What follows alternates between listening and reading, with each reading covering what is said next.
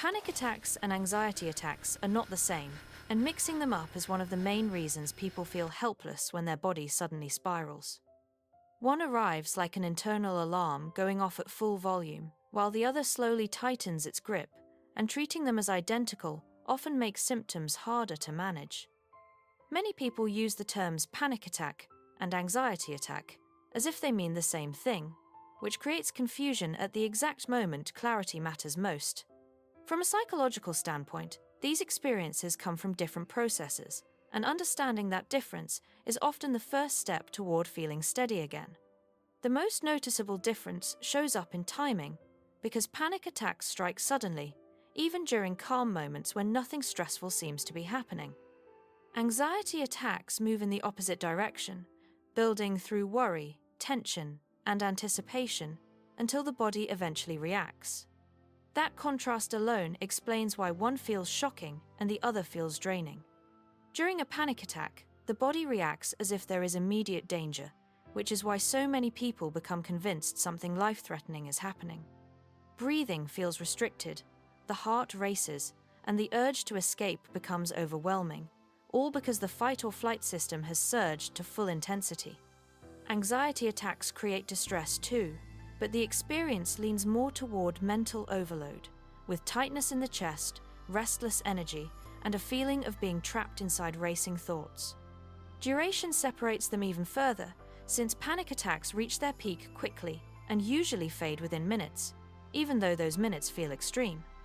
Anxiety attacks tend to linger, sometimes stretching across hours or days, rising and falling throughout the day without fully disappearing. That longer timeline explains why people often say they never feel completely calm. Triggers work differently as well, which adds to the confusion. Panic attacks often appear without warning, with no clear stressor or obvious cause leading up to them.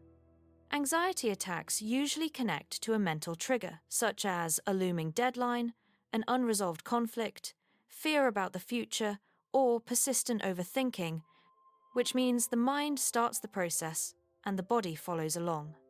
Both experiences can include similar physical sensations, like sweating, dizziness, a fast heartbeat, or shortness of breath, yet the meaning attached to those sensations changes everything. Panic convinces the body that danger is present right now, while anxiety reinforces the belief that coping is slipping away.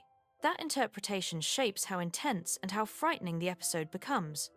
The real problem shows up when people try to manage both the same way, because the wrong response can backfire.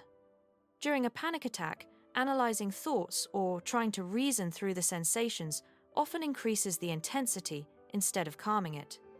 Anxiety attacks respond differently, since grounding the body without addressing the ongoing worry usually brings only temporary relief. When panic takes over, the focus needs to stay with the body rather than the mind.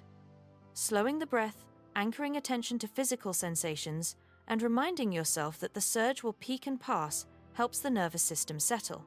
Panic moves fast, and that speed means it also ends. Anxiety attacks call for a different approach, because reducing mental strain becomes the priority.